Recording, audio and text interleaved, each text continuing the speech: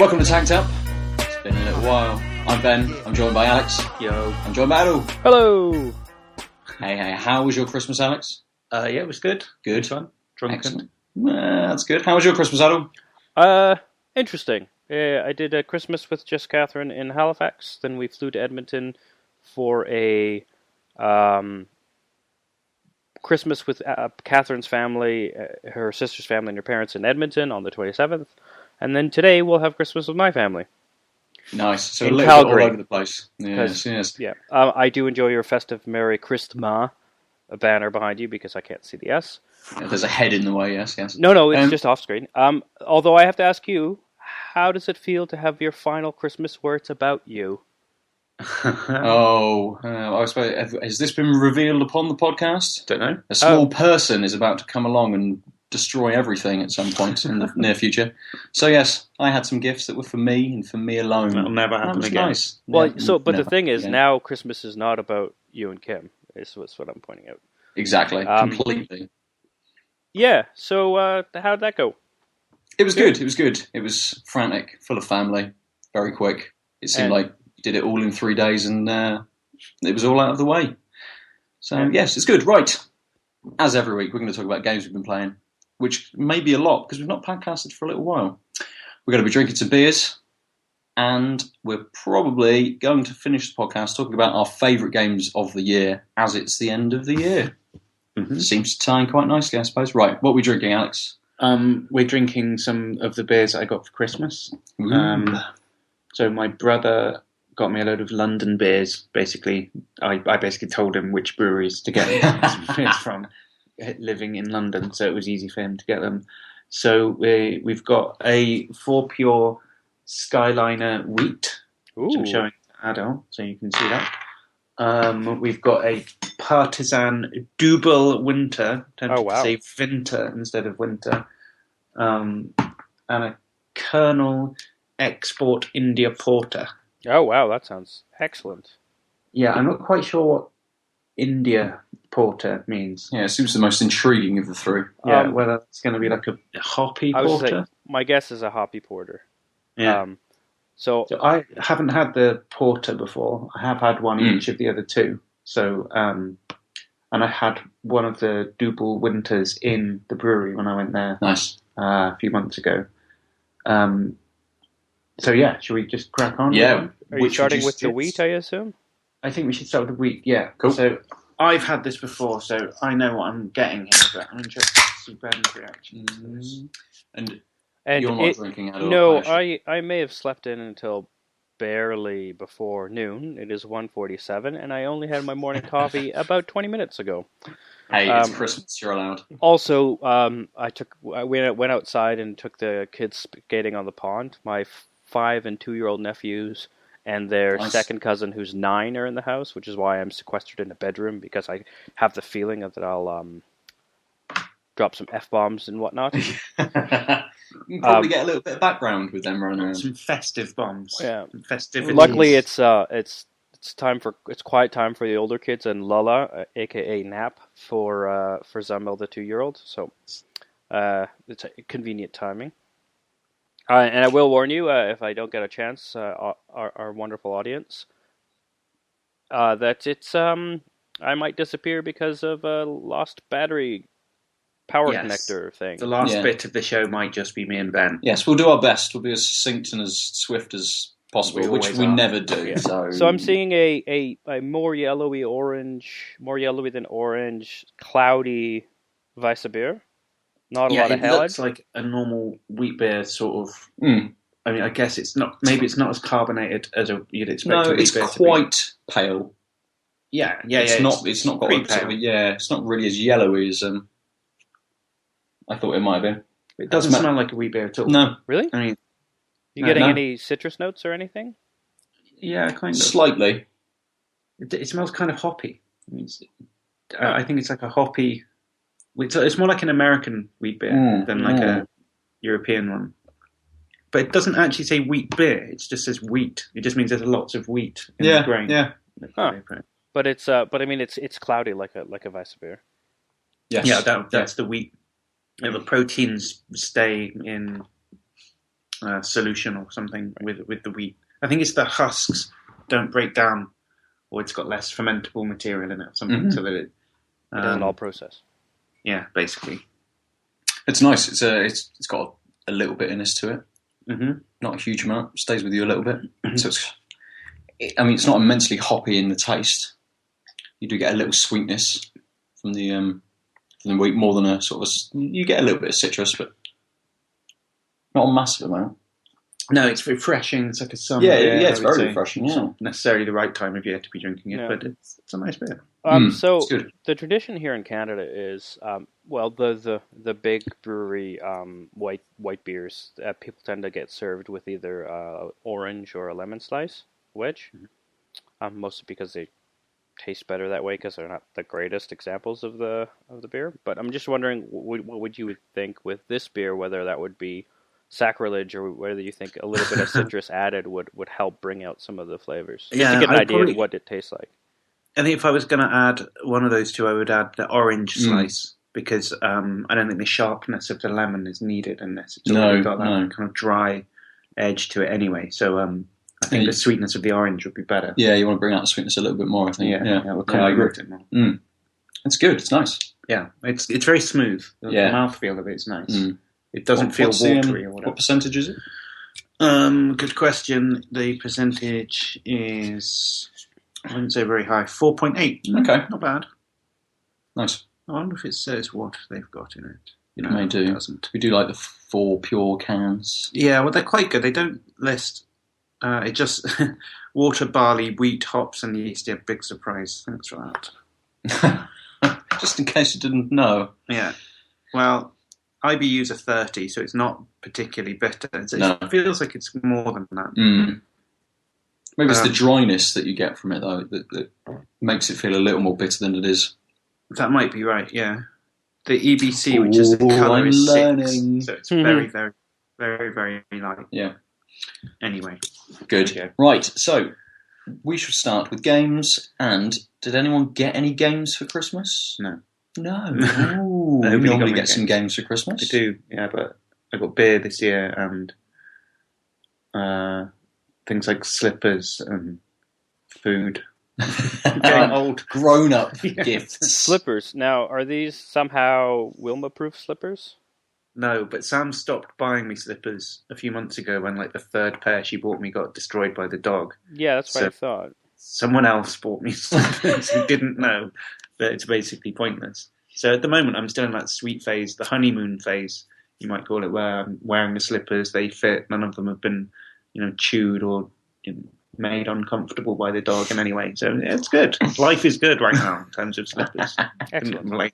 Nice. How about you, Alan? Did you get any games for Christmas? No, I rarely get games unless they're mine. Although Steam sale's on, and I will pass on my Steam sale tip of obviously checking in daily. Don't buy anything on the Steam sale that's not on a daily sale until January 4th, because the odds of, especially popular games, going on deeper sales on the daily is much higher. So you might see... They seem to have changed the way they're doing Steam sales from how they've previously done it.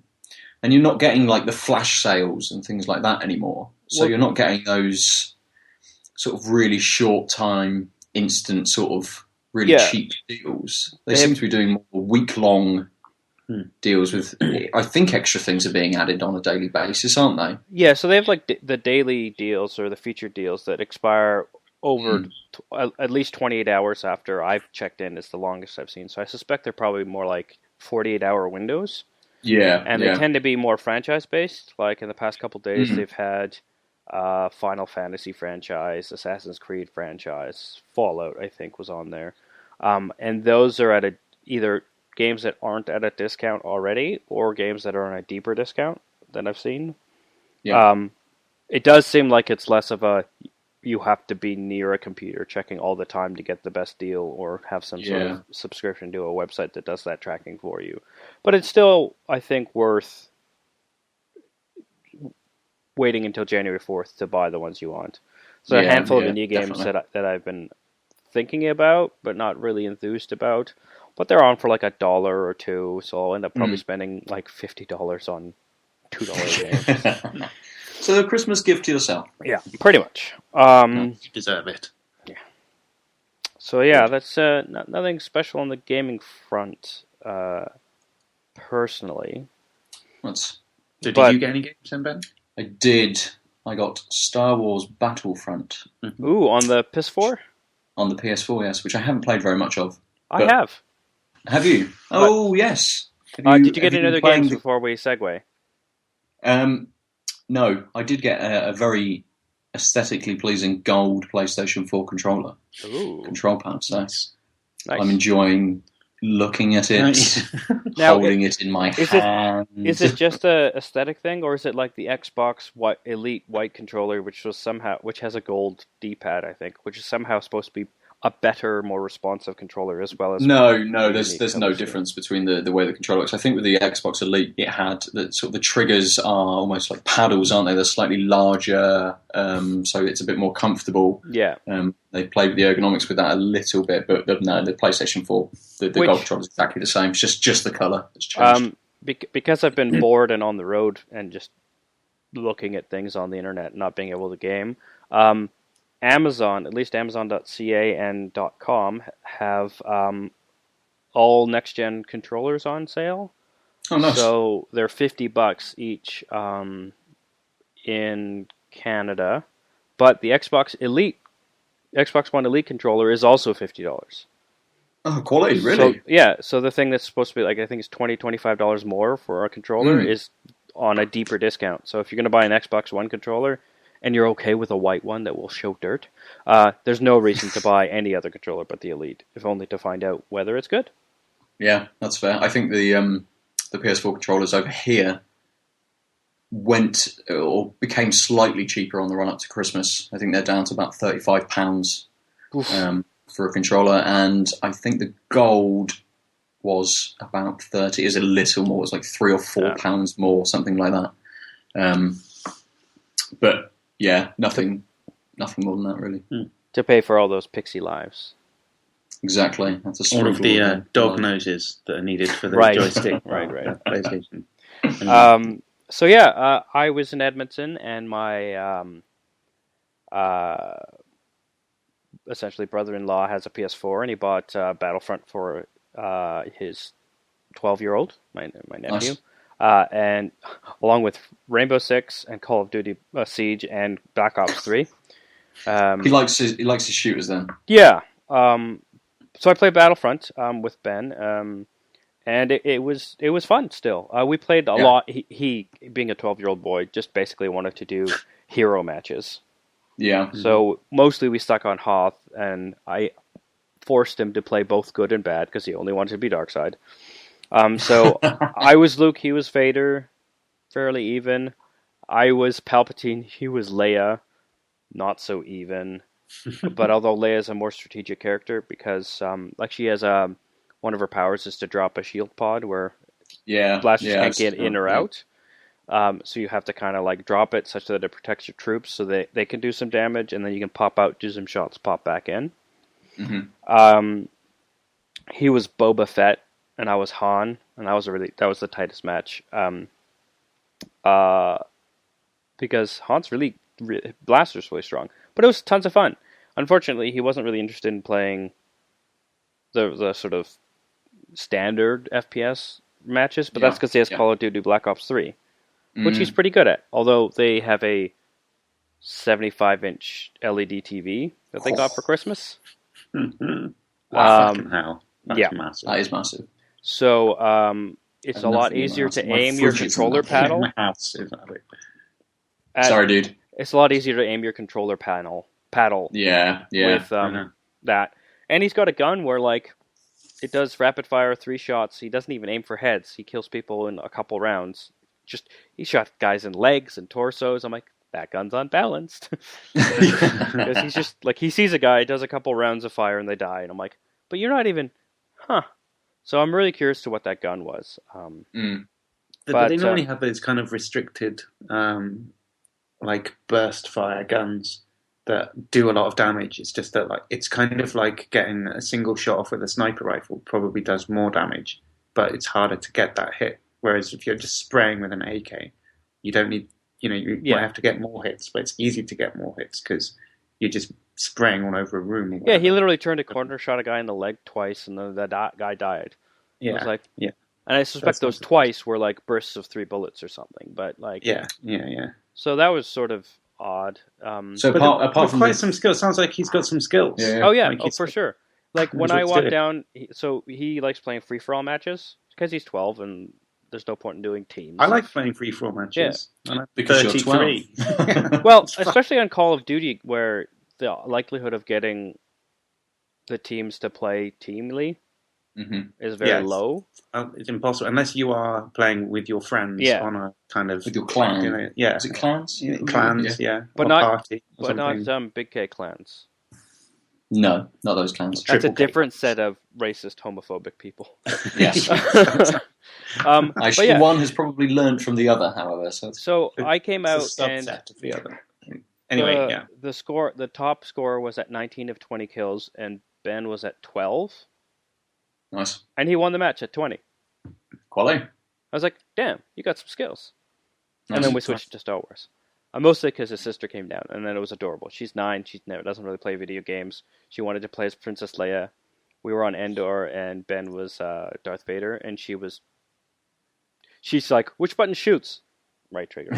And so she's shooting a wall, and I'm like, so then you use this stick to aim? She's like, I don't care about that. I'm like, it's also how you look around. And she was just messing about, and it reminded me about how you can have fun playing a game regardless of your skill or what the game's design is, because she was having fun, and she learned how to walk around and look rather quickly, given that she clearly had never done it before.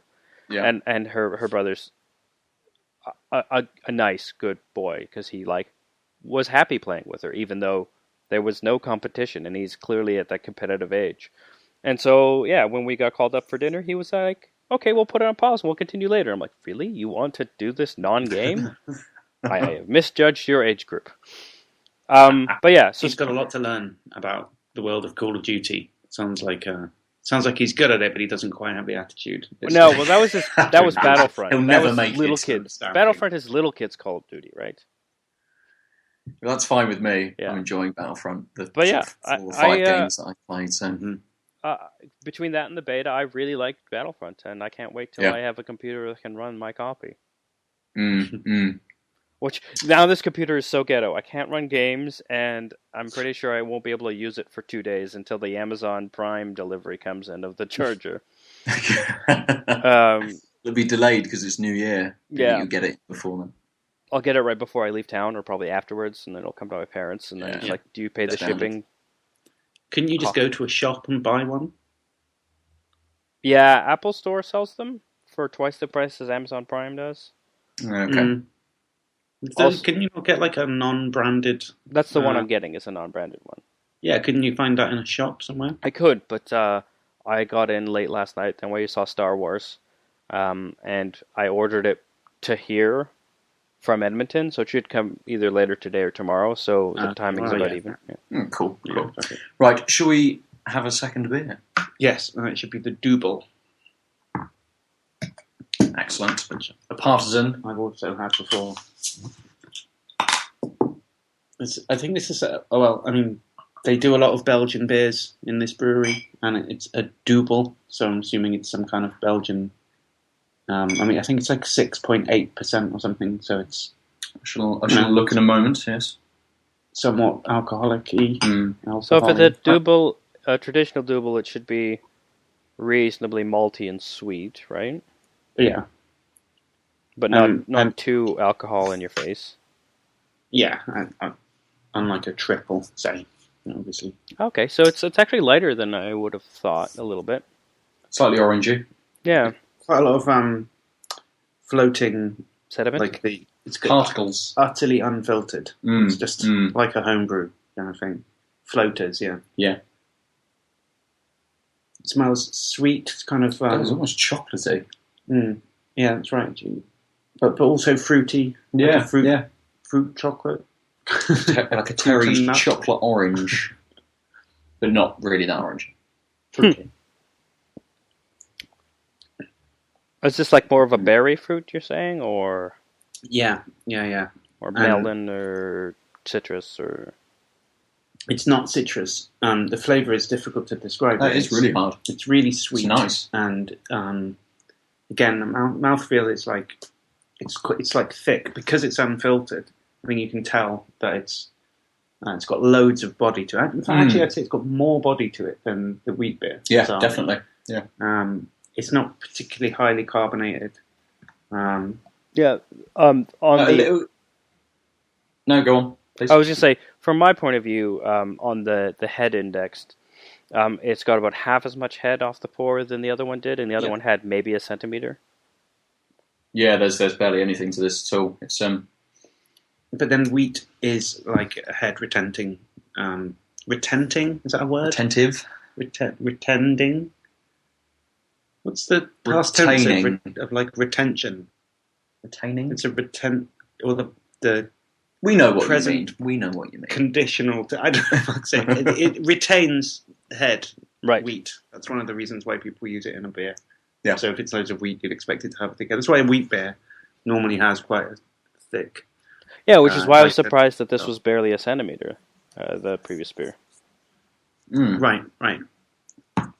That's nice. It's really nice, isn't it? It's like it's difficult to put your finger. Very It's hard to not describe. hoppy really at all. Not at all. No. Although it may be some clever use of hops. It's slightly. I suppose it's closer to a lager in its sort of consistency. I guess it's not dry though. Like No. There's almost no bitterness really to it at all. Now, on the taste from the fore to the mid to the after, is it nice a smooth transition, or do you get sort of this is clearly we're now in the after? You know what I mean?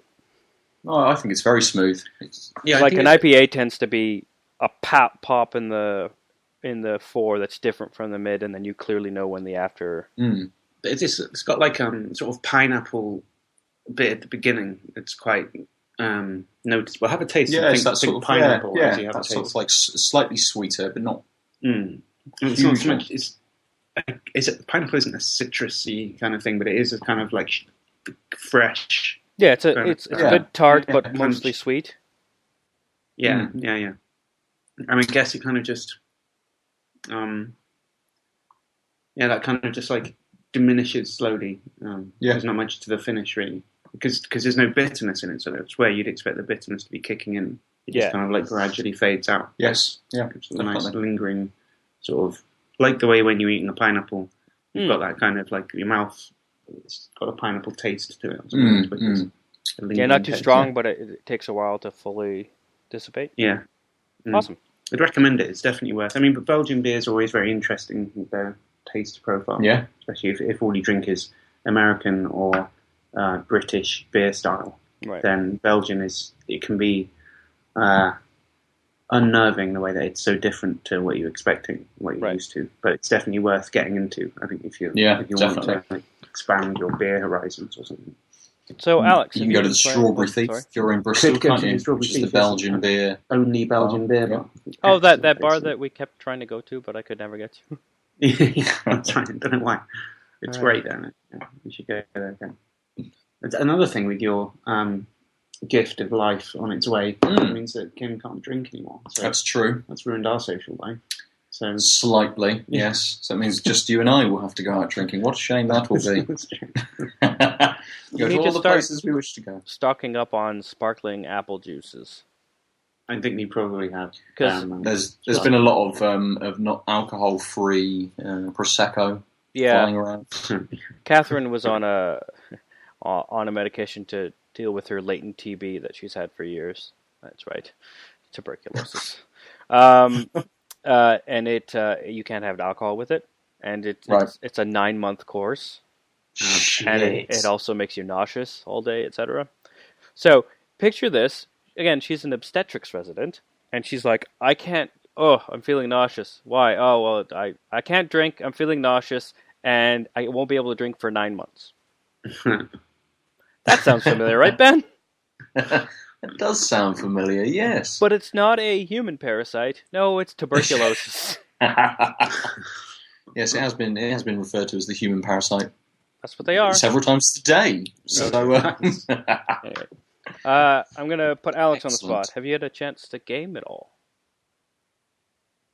What do you mean at all? What define at all? Like in the last During time we your spoke life. with you, have you played a video game? Yes, I've played. I completed a few more levels of what's it called? Fuck. Soma? So yeah, No, Soma? no, Hotline Miami? no. I think the other games you've Damn been it! playing. They're like top-down, like sort of violent. I want to say Vice City, but that's not what it's I said called. Hotline What the fuck is it Miami, and you called? said no. But yeah, Hotline Miami. Sorry, I was saying Yeah. no to one of Ben's suggestions. I think Ah, Hotline okay. Miami. Yeah, so I've got far into that so that the main character is dead, and I think I'm a different character now. Spoiler alert! I mean, spoiler alert.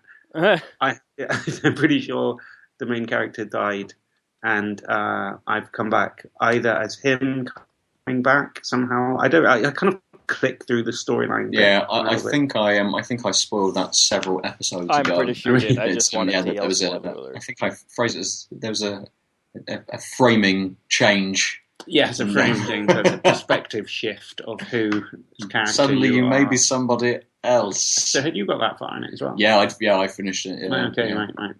There's not a huge amount of levels left if you've changed. Yeah, I've done a couple of levels with Yeah. new character. He seems a lot more powerful. Do you think? Yes. I don't yes. notice any change. You've got, I remember with the second character, you have throwing knives. You have 3 Really? throwing knives, yes. What the fuck? I did not know that. Yeah, What, so you there you go. So remember. Start with throwing knives. Have you done the police station level? Yeah, I've done right. these. I didn't use any throwing knives. Hard without throwing knives. I did it without throwing knives.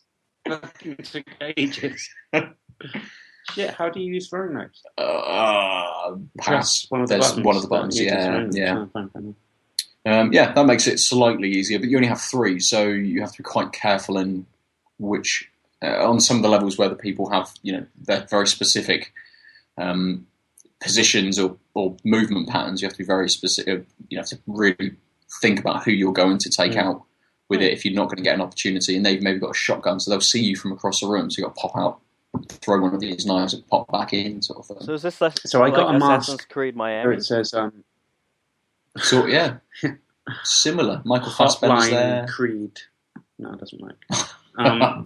So I got a mask where it said, like they sort of say, like Fists of Fury or whatever. And you're Yes. like, okay, so punching kills Mhm. or whatever.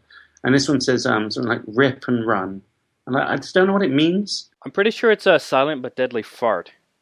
I think it might be, which Yeah. disables the guard dogs. Yeah. So they're too distracted to come and get you. So, Oh dear. if anyone knows what that does, then, tweet us or something. Or... Oh, good. At tanked_up_chaos. Yes. There you go. Or send a carrier pigeon to That's Alex Just, in Bristol. Alex just- in Bristol, carrier Yeah. pigeon. that's it. Nice. So, have you been playing anything else, Adol? I know you've been computerless. So I've finished Hexcel's Infinite in that I have finished all of the ready-made levels. Right. It can generate, I think, 999,999 levels. Absurd. And the last Steam achievement is doing 60 of the generated levels. Right. I have not done that one, but I've done the rest of the game. Mm-hmm. I also played... No, I've already forgotten. See, I was clever in that I brought up on my phone my Steam recently played, but Yes. then in an effort to get the Skype connection better, I moved away. I beat DLC Quest, which I don't know if you guys have played. No, I don't know what that is. It's a little indie game, basically making fun of DLC. Right. Okay. So there's a second bar came out. I beat that as well. It's less fun, but the game starts and you're like in a 16-bit side-scrolling action or fantasy RPG thing. And you walk around and like there's no animations, there's no sound, you can't jump, you can only move forward and back, and then you collect coins, and just enough coins to go to the shopkeep guy who sells you the jump DLC.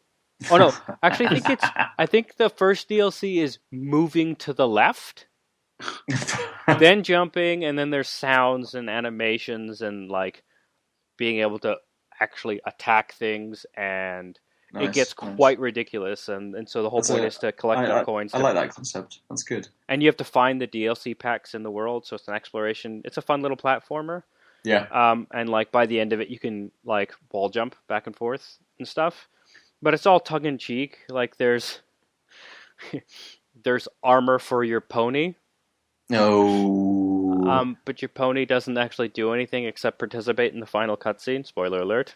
And it's the most expensive DLC, and it's completely cosmetic. That's absurd. Oh, it's great. It's really fun.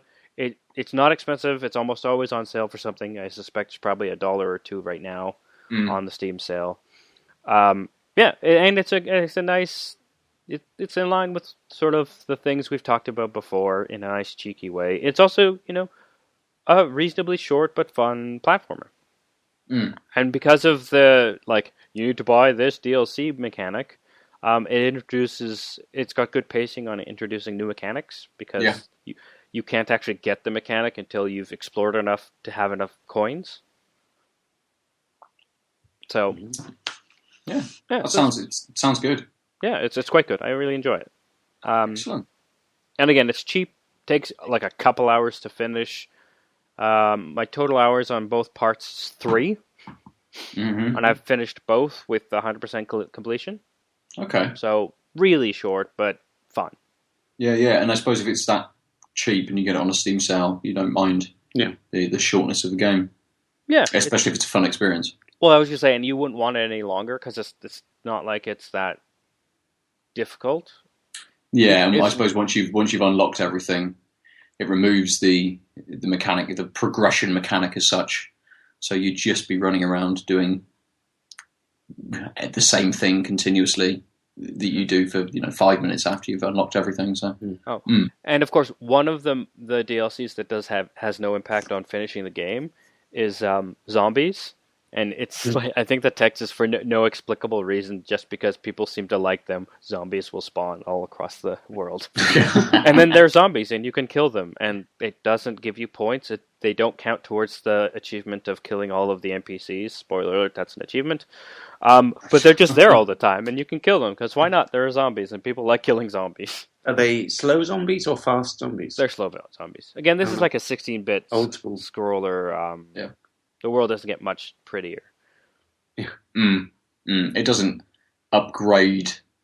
It does. So there's one of the upgrades is, how on side scrollers you can have like a static background, or you can have I can't remember, parabolics or whatever, where the static background sort of moves just a little, giving you a sense of movement. That's one of the DLCs you can unlock. It does get prettier, but still in that like 16-bit framework. Yeah. Does it become slightly layered and? A little bit, yeah. I can't remember. Again, this was a week or two ago that I played it, and I can't say it was a fun experience, but it's not exactly something that you remember all 3 hours of. Yeah. That's fair. Unlike Star Wars: The Force Awakens, which was 2 hours. I haven't seen that now, so no actual spoilers. Oh, no, I've seen it twice now. All right, I'm going tomorrow again. So, well, I've been busy at work, so easy for you guys to say. On your Christmas holidays. And your lack of job. Yeah, say on your PhD. I know what that's like. Damn you. Don't watch Star Wars every day. Yeah, I asked Sam what time she got up today, and she said she didn't know. I was like, for fuck's sake, that's so annoying. I know exactly what time I was up. It was 5:45, like every day. Fuck that. Gross. So yeah. The joys of brewery work. I think it's time for a beer. Yes, I think it is time for a beer. I think you're right. Let's have a Kernel Export India Porter. So I don't know why it's maybe it's stupid, but I don't know why it's got the word export in it. Does that? And obviously, it's not made in London. So I don't know. To Bristol. Is Carlsberg still labelled Carlsberg Export? Yeah, but that's different. Yeah, it's made and then sold outside wherever, Germany or wherever Carlsberg. But does that make it comes from? Sort of because you can just buy Carlsberg? Doesn't that make it a bit pointless? Or is there a slightly different flavour to it? There'll be a Carlsberg will be better wherever it comes from if it's German, right? Or something, or maybe it used to be before it got just horrendously commercial and massive. I've awfully poured these. It's fine. So there is a very large head on them. There is, not that I often see it. No, sadly. There is a thumb's worth of head, a thumb's width of head. It looks exactly like a porter. It's it does. Utterly black. Very dark. Excellent. Smells nice. On the blackiness index? On there, yeah, it's at least 100 on the Lovibond scale. Right, that's what it is. Yeah. Otherwise known as the Octopussy scale. Yeah. I laughed. I appreciate. So remind us what a Guinness sits at on the Octopussy scale. About the same. Okay. Yeah. I think. I'm holding up to the light and there's nothing. Even the edges aren't going opaque. It's up to as dark as you can get. Okay. And it's fucking bitter. It is, yeah, really. Really lots of, like, really dark roasted kind of, I guess there's coffee at the end there as well. So maybe, because hops were used for preservation, right? When you ship beers, so maybe the export means that it's just extra hoppy. Yeah, maybe. Yeah. So creating the additional bitterness. So you guys are on the taste, right? You're saying it's semi-coffee. Is it very malty? Well, yeah. That's where the like roasted flavor is coming from, I suppose. Yeah, but I've had porters which are very roasted tasting, but the sort of standard maltiness is a little disappearing. Well, that makes sense. Let me have another taste. Drink some more and you shall see. This is my way of trying to pretend like I'm drinking. Yeah. You're doing well. It's kind of malty. I mean, it's not hitting me around the head with maltiness, no. I suppose. Yeah, around the head. Yeah, the bitterness is the thing that really stands out, isn't it? Yeah, I mean, it's not the greatest porter I've ever had. No, you don't sort of have that slightly sweeter taste that you get with a lot of porters. Yeah, I think I prefer that. It's got like, well, maybe I'm comparing it because like I'm thinking it's not quite like a stout. It's more of a porter than a stout. Yeah, and I just prefer stouts to porters. But yeah, I think excessive like coffee bitterness. Yeah, I think so. With a lot of sort of normal porters, it's sort of that. You get that slightly berry flavour, don't you? Which makes it slightly sweet. And this is much more roasted, coffee-esque type of flavour. So it's a little bit different. I think there might be some hop notes at the beginning that I'm not really getting. Yeah. When you think about it, you can start to pick out a little more. Sits at the top of your mouth a little bit. Yeah, I think that there is a sweetness in there, actually, underneath all the bitterness. But not much of one. No, I don't think I'd have two of these. No, I agree. I definitely have two of the Partizans, though. Yes. I'd certainly have that. Anyway, I'm preempting the voting part of the evening. We should come on to that. So... I'm presuming as our beer expert, you have a beer of the year as well, Alex. He says putting you on the spot. Well, that's okay. So I'll think about that. I guess. I had actually already thought about that. Actually, yeah, I think I probably could say what my beer of the year is right now. But we'll wait. Are we doing this now? No, we have to at least evaluate today's beers before we beer of the year. Okay, right, yeah, we'll do that. We'll do that right at the end, right then. However, as we've talked about games, we can now talk about our favourite games that we have played this year. I see. Interesting. Whether you wish to talk about 1, 2, or a slightly spilt. Oh, good lord, what is going on? We just on the laptop. Beer on the laptop. Oh, Jesus.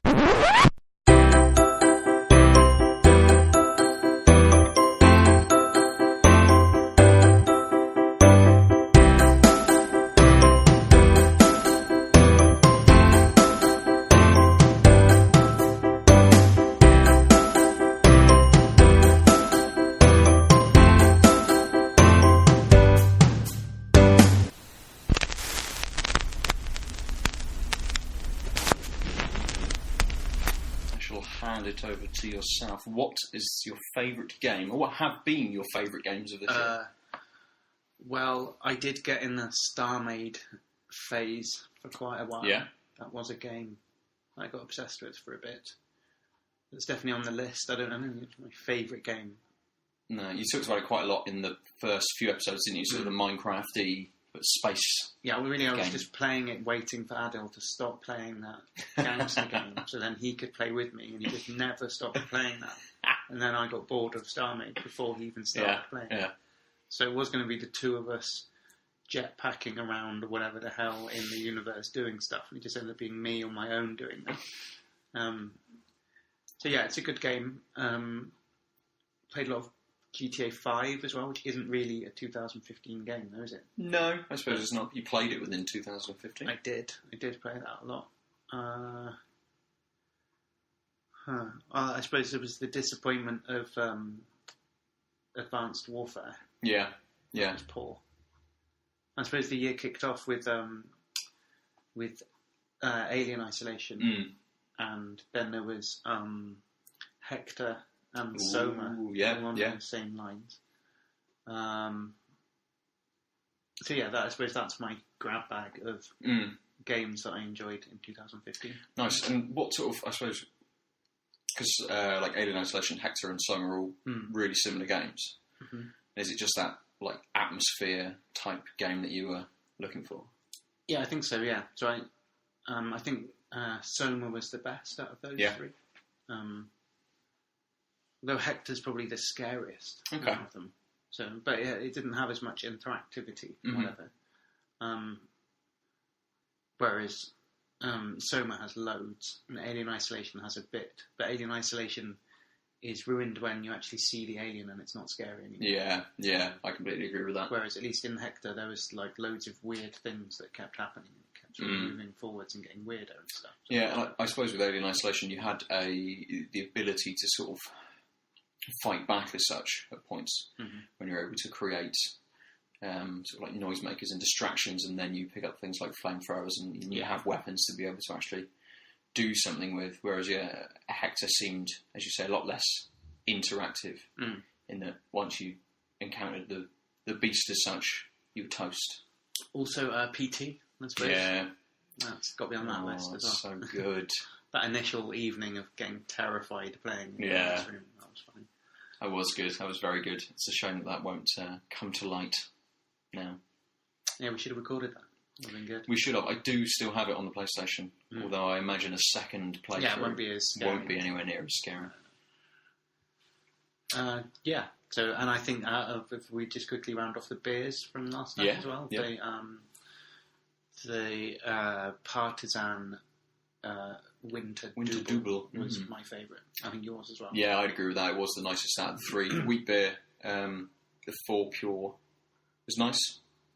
Very light, very refreshing, but almost came at the wrong... I suppose we picked it almost wrongly for the episode. Sort of the wrong time of the year to sort of drink that beer. And the Kernel, which ended up mostly on the laptop, didn't go down so well. Yeah, it was alright. It wasn't a bad beer. No. It was like... wasn't quite... because it was meant to be a porter, wasn't it? But it wasn't...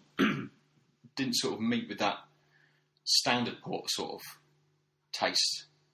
It was a bit more bitter than and a little, not quite as sweet as a lot of porters are. I guess it was, and it was quite coffee. Yeah, a little roasted. No, with too much. I'm not really a big porter fan.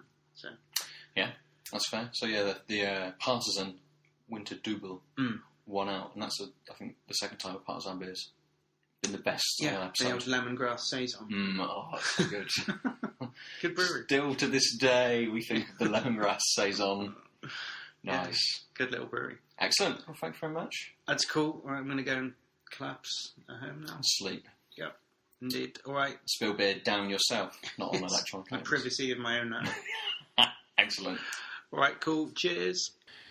Cheers for that, Alex. Now, Adel and I, we're going to talk about our top 3 games, I believe.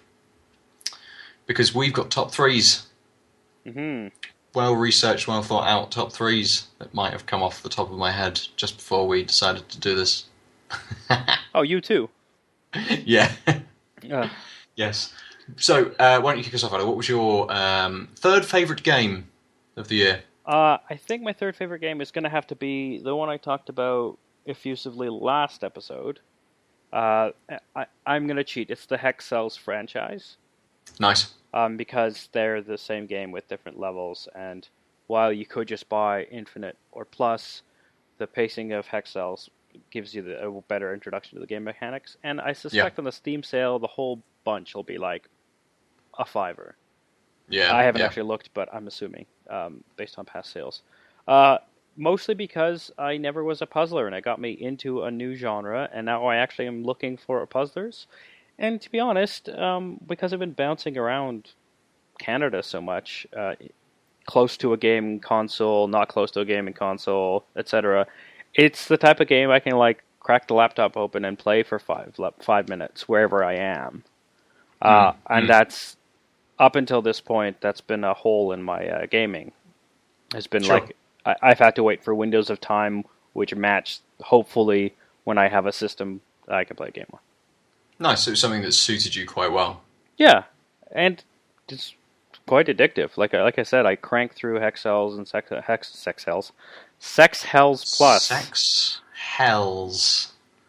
Sounds like an awful comic book. But, I suppose it's like you were saying, it's got that sort of replayability value of something like Super Hexagon and Hotline Miami and things like that, where you can just sort of churn through levels and just keep playing. And it's very easy though to sort of pick up and put down when you've got those short chunks of time. Well, the replayability is really on Infinite because it's the one that generates new puzzles based on random numbers. But they're all priced such that 6 worlds of 6 levels is the right amount of money for Hex Cells and Hex Cells Plus, and then Infinite gives you not infinite, but 100,000 just a shy of levels, so that's okay. Good. And how about yourself? I suppose a completely different game to what you're talking about. I think mine is Metal Gear Solid 5.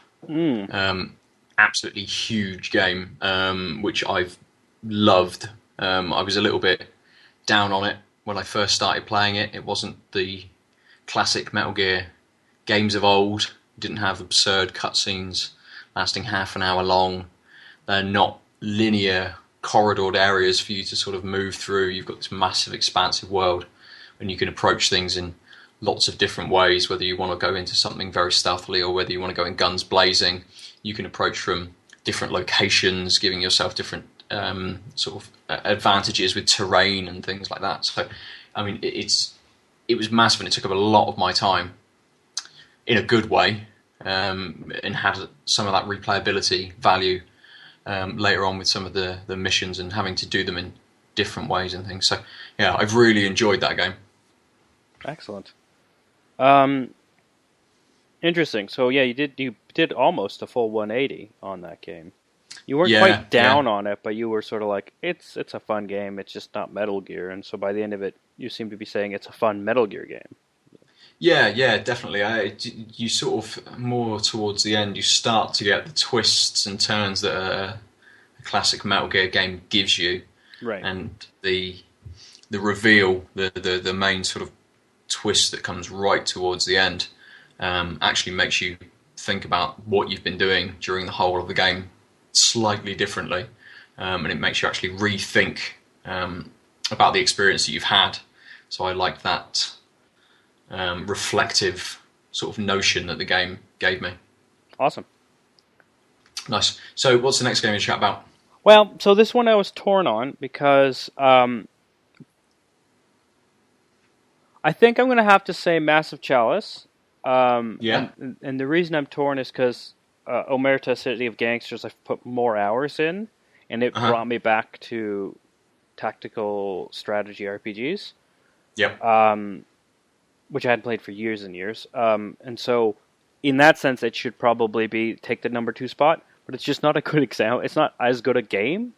It just was the one I bumped into and played the most. And then when I discovered Massive Chalice, I really liked how they grew the genre with this sort of, you can't be attached to your squad because they're going to die, and you have to use the right squad members as they get older to train people, and you have to breed essentially the right type of families in order to live the 300 years or whatever that it takes, the game takes over, to place over.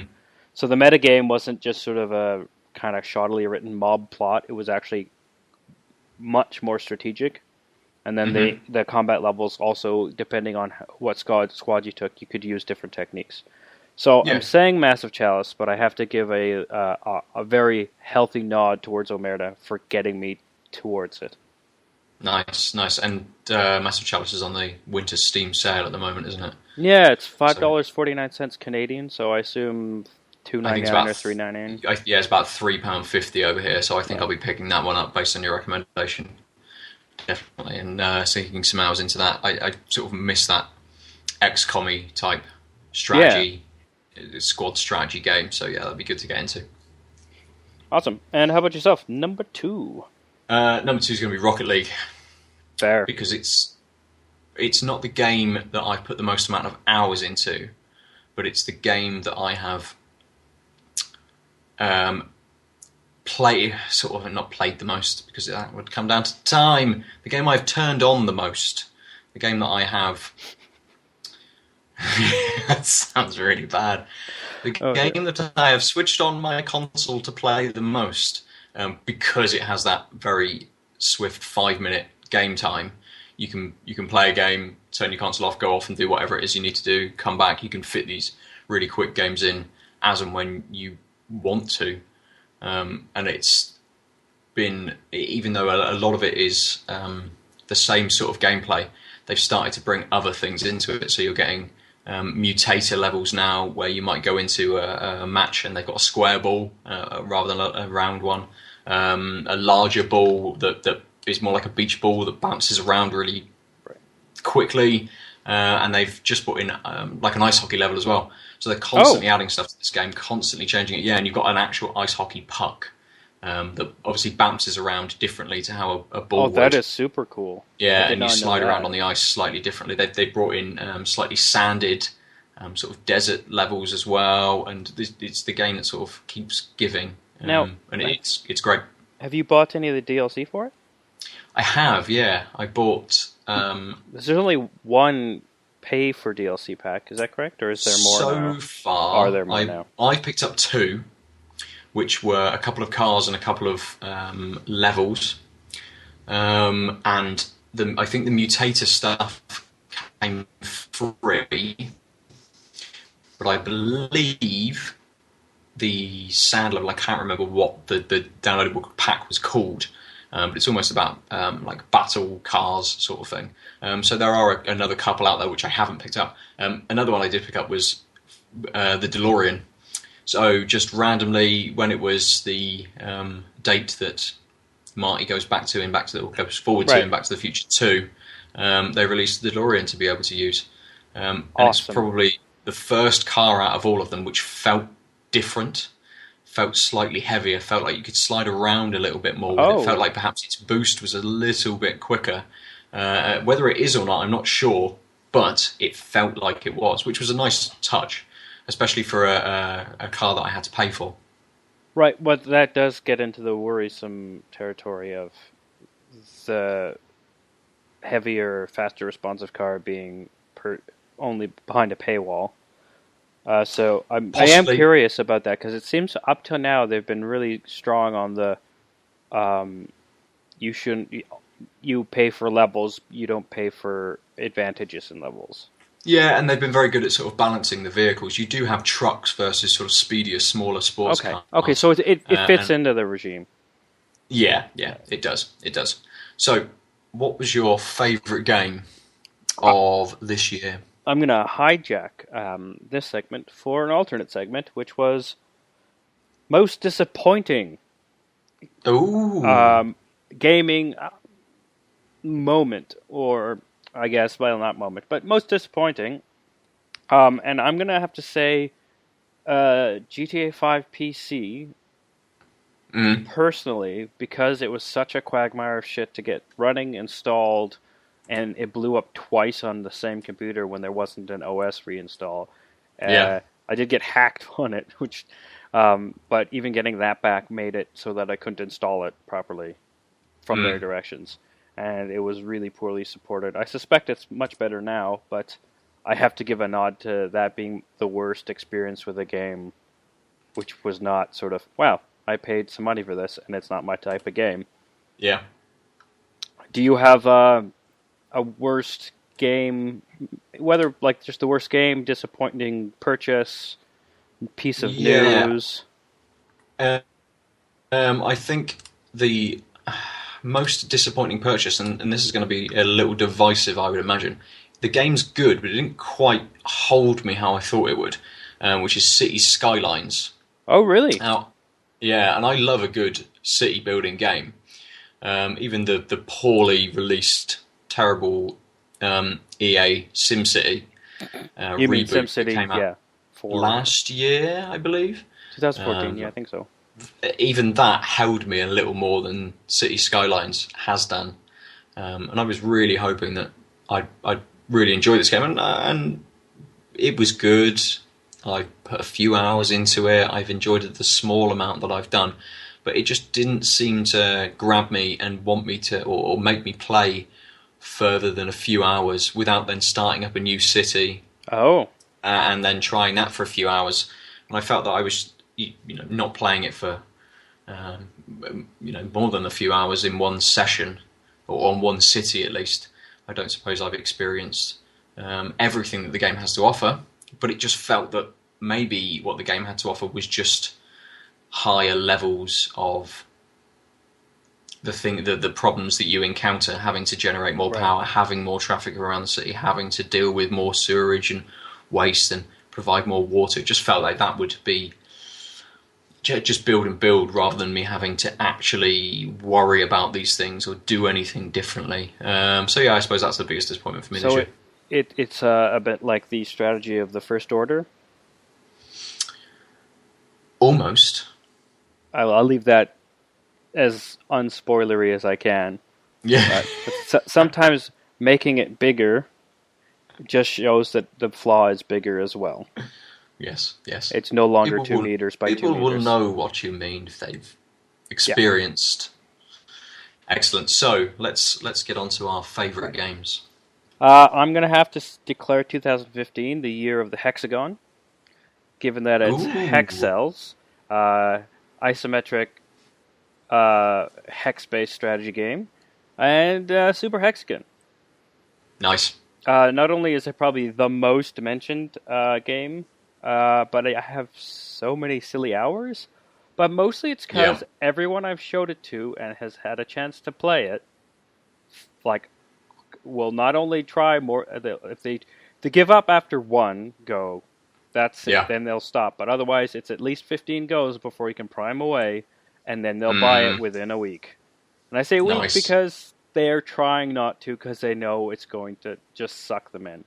So I think it is a very unique game. I know we talk about it all the time, and it's a bit of a running gag, but I actually think it is just a solid, well-crafted game. It's come out a couple years back. I think I might have actually bought it in 2014 and played it for the first time in December, but I didn't really play it as much until this year. So I'm declaring that my favorite game of the year. Quality. It's a game we've talked about a lot on the podcast. Yeah. And I suppose my favourite game is a game we've also talked about a lot on the podcast. The game I've talked a lot on the podcast. Which is it in a franchise? It is. Is it a role-playing game? It is. Does it have a very silly name because, well, they're stuck with it from the first one? It does, which is The Witcher 3.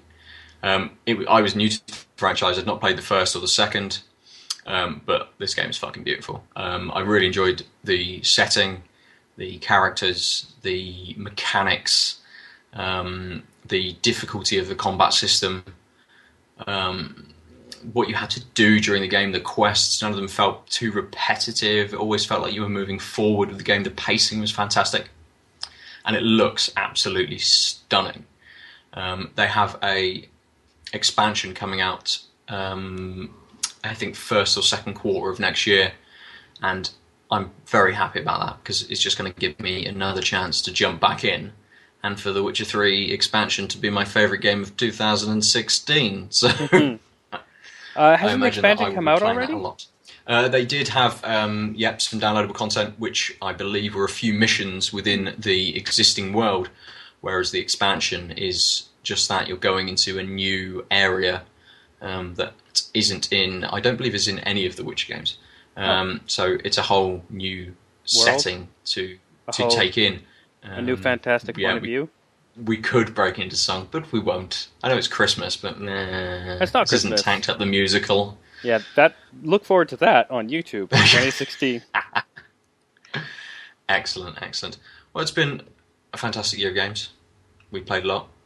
And hopefully next year, now I have Battlefront, we're going to bring you some Battlefront co-op gameplay. Mm-hmm. I believe Adel and I, we're going to try out some Risk of Rain multiplayer. So you might see some online videos of that, maybe, if we get around to it, perhaps. Yeah. But we shall keep banging out the podcast. Maybe not every week. We like to be very inconsistent. Yeah, it's all by choice. This is all one well-crafted map of which weeks we do it and which weeks we don't, regardless of what we tweet. That's what we're going to do now. We're going to go and pick the weeks that we're not going to podcast on. Yeah. Anyway, you can catch us on Twitter at @tactup_cast. I'm at Nova_47. Adel is at the Omniarch. You can email us tactupcast@gmail.com or find us on Facebook and YouTube. If you just type in Tanked Up Cast, we'll pick up and you'll see some videos of us playing various different games. So I think for me, laters, would you like to say anything else, Adam? Have a happy new year, and let's hope 2016's a little better than 2015. Excellent. Take it easy, guys. Ciao. Hello. Yeah. Absolutely ridiculous. You're still there? Yeah. Okay. Rice is a desiccant, so it'll dry it out if you put it overnight in a bag of rice or a box of rice, like you do a phone. Fucking crap load of rice. So I would do that at least if you want to be super safe, 48 hours. It's a good sign that it's still running, but you're every second it's on, you're running a higher risk. Right. Okay. So that's the worst ending to a podcast.